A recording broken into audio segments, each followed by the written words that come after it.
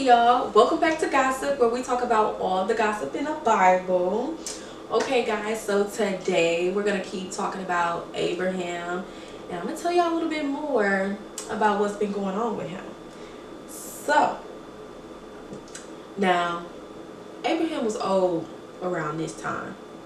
So Abraham, he called up one of his seasoned workers and was just like, "Hey man, listen, I need you to pinky promise me that you won't get my son a wife from where we live at now, but you're going to go and get him a wife from where my people at."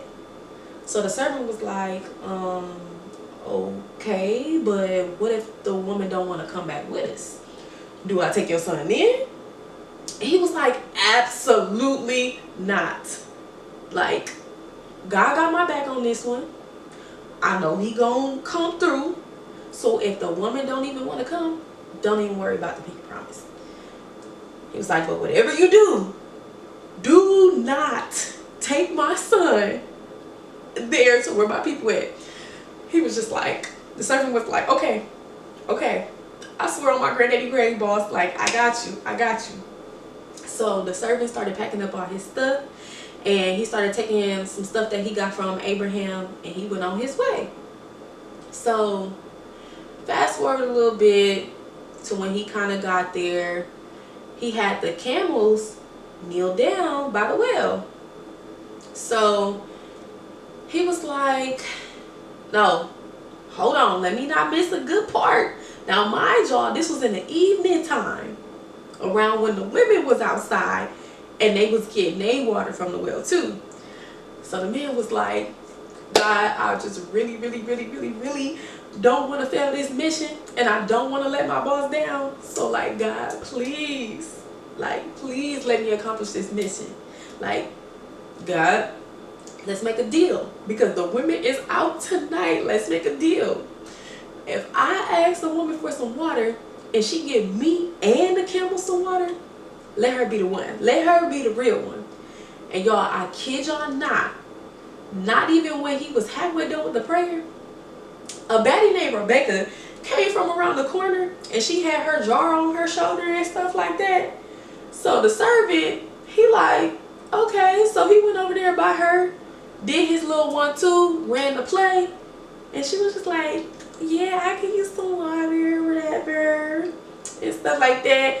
So then, guess what she did after that? Gave the camels some water too. So the servant was like, okay, like, he just watching, observing quietly. He just like, okay, just watching it unfold. Like, dang, like, can't believe this is happening. Like, oh my God. So once she was literally done, once she finished giving the camel some water, guess what he did after that? Just guess. He dripped her down, yes, dripped her down, because he was so excited. He dripped her down, and right after that, he was like, who your people?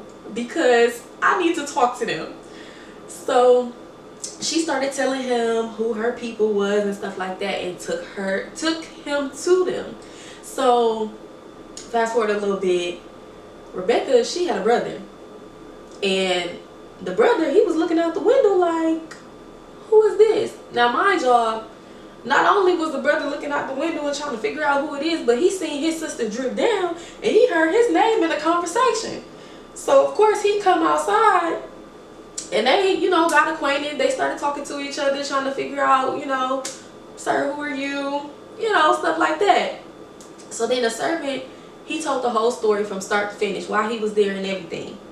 So the brother and the mama was like, oh yeah, that's a good one. Like, yeah, go ahead. She can go with you. Yeah, go ahead.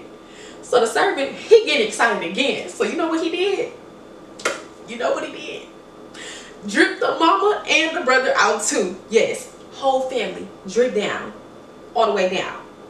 So then the servant and his people, they just sat there, they ate, they drank, they spent the night, all of that. Next morning, they wake up and the family like, oh dang, like, can she stay a couple more days? Because like, we just kind of want to love on her a little bit more. The servant like, oh no, man, like I just don't want to procrastinate on this situation, you know? Like, I don't know. But we can ask her, see what she want to say.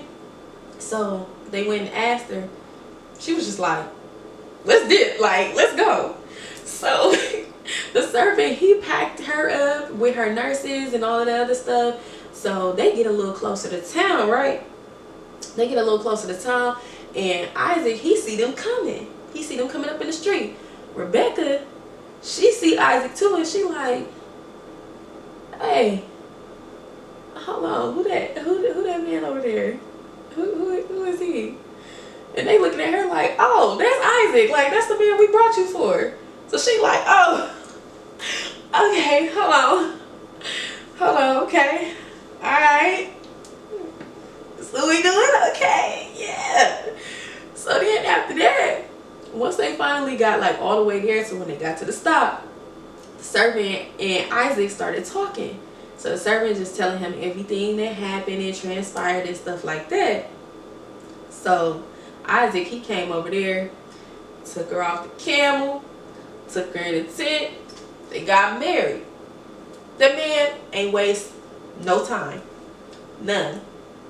Like, and that's that. Like, that's the end of the story. Like, that man ain't waste no time.